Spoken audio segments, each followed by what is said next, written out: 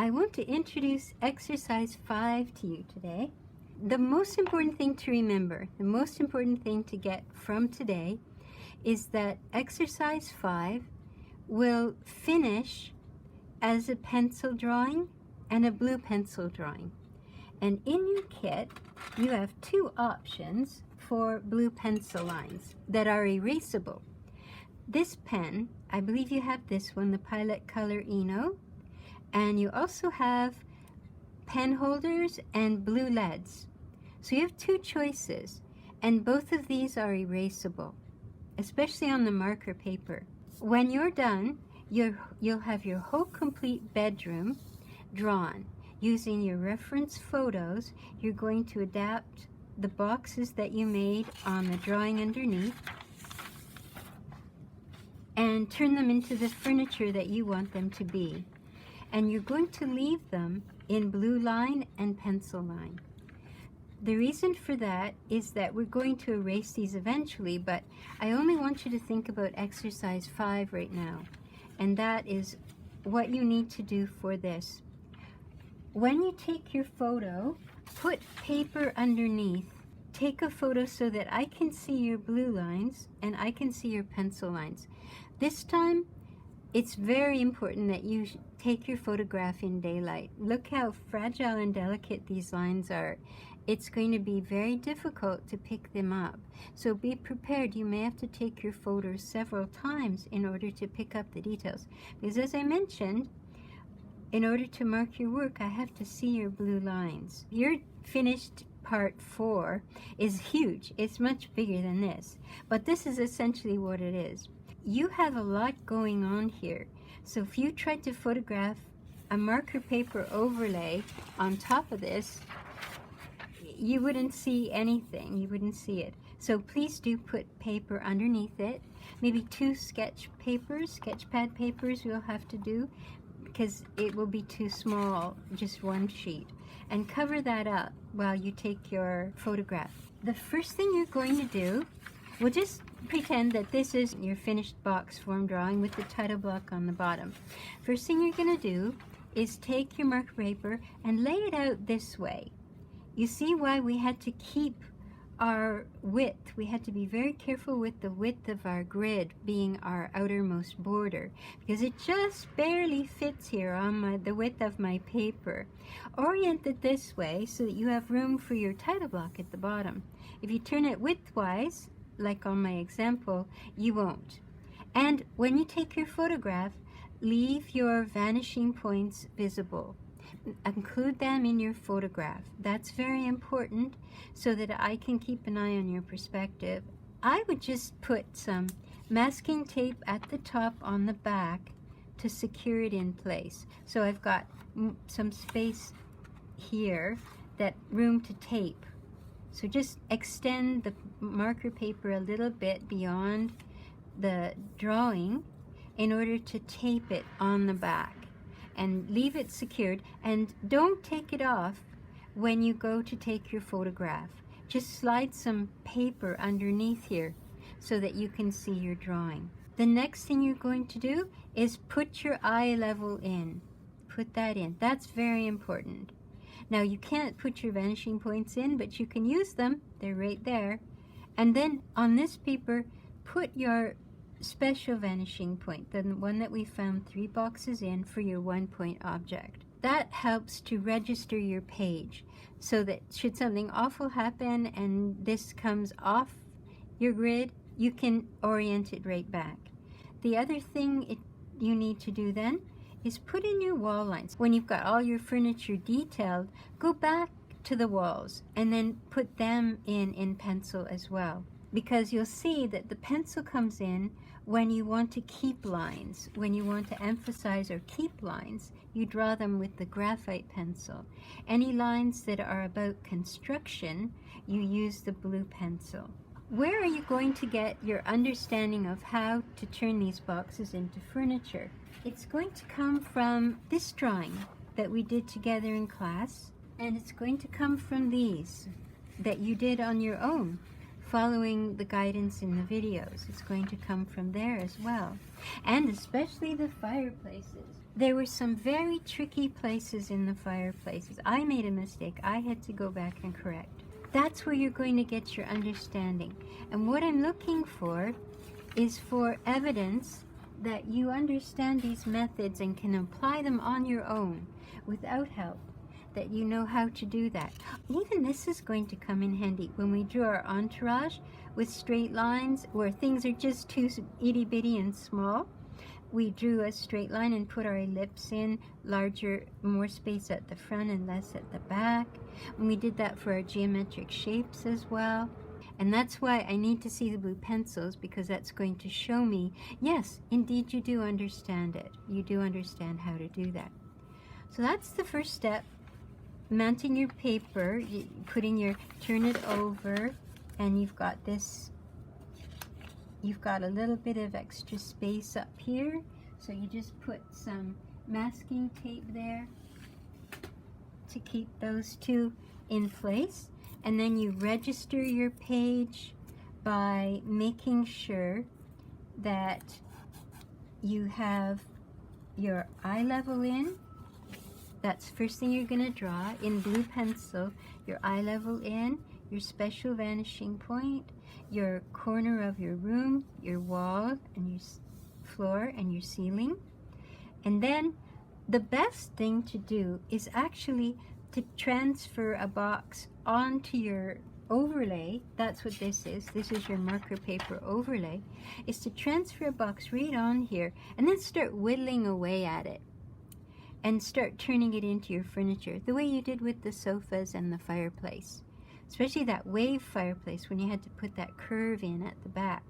This is just an example of how that would be done. Here I'm using the ellipse diagram where we divide the diagonals into thirds. Here I'm using the entourage technique. Remember how we just drew the straight line and balanced our ellipse in front of and behind the straight line.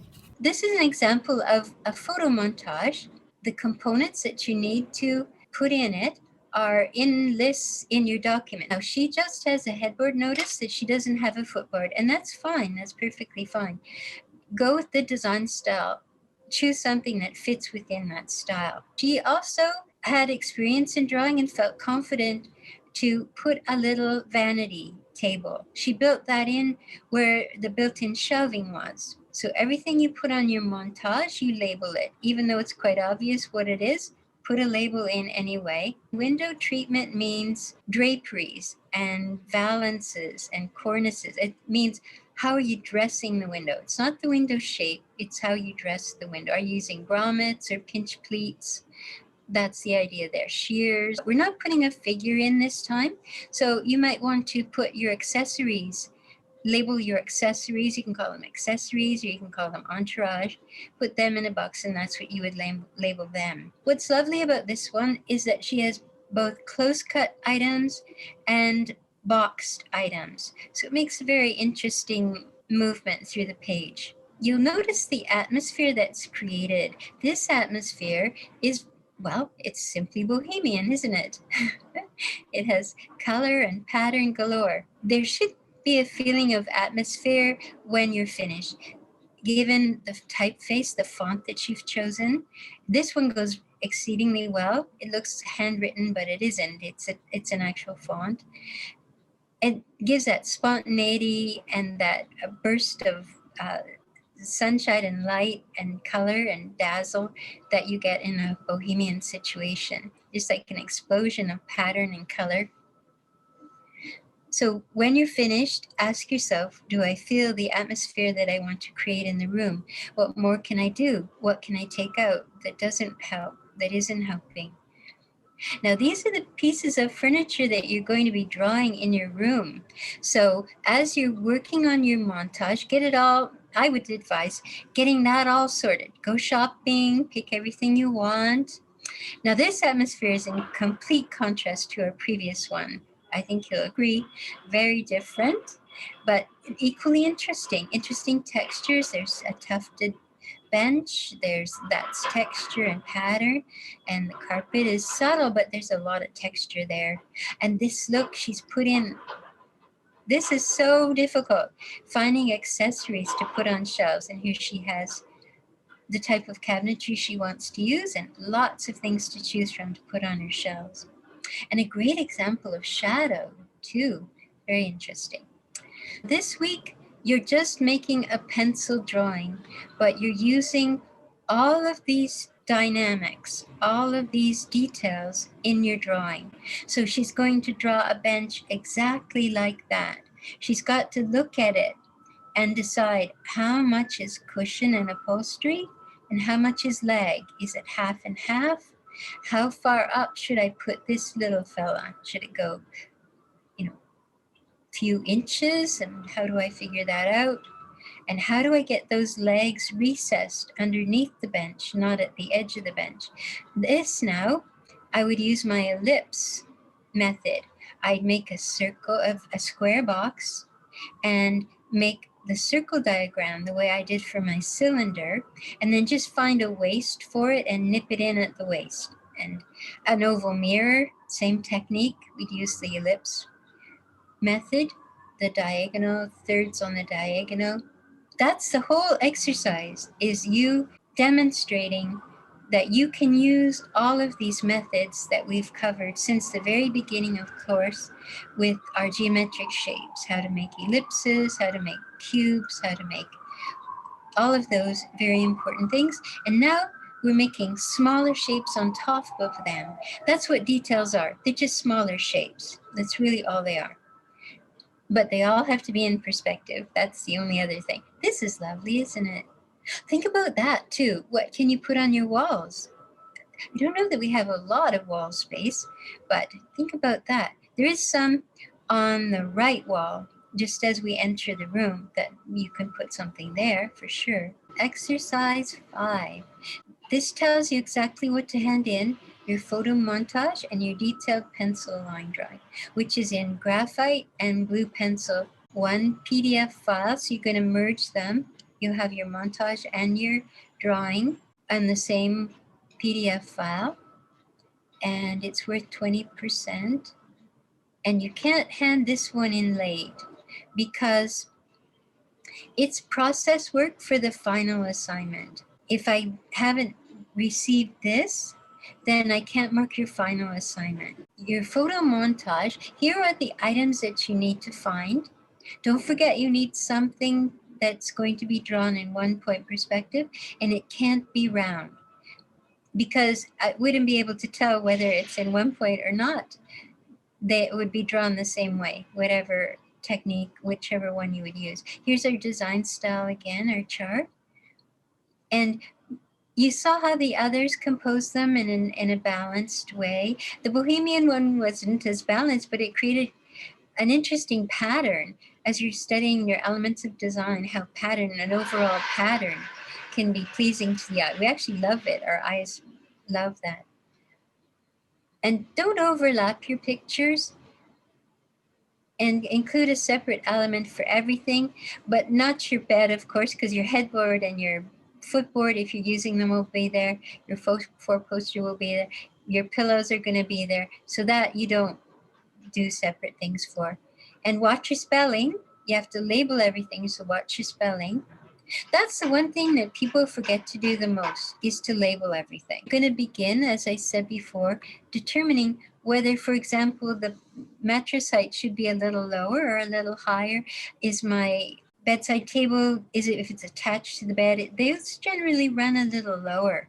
So maybe drop that down some rather than what our standard measurements are. Because that's what's in your box form drawing, are standard furniture measurements. And they may need to be adjusted when you're bringing that information up from your box drawing. The best way to determine proportions is to make a little elevation. Don't put any hatching in or shading in. Just leave it as a pencil line drawing with blue pencil mechanical lines. And if you want to put some patterns and textures, if you have planking, draw that in now. That's the time to do it now. If you have tiles, then use your grid to help you draw your tiles in. And trace your title block lettering as well in graphite at the base of your drawing. You may have chosen a different design style by the time you're doing your drawing, so you'll need to adjust that. And you'll also maybe have to adjust the size of it. Don't let it overwhelm your drawing. And take a photo of the completed detailed pencil line drawing and submit it along with your photo montage in one PDF. And that's exercise 5. And leave your blue lines in.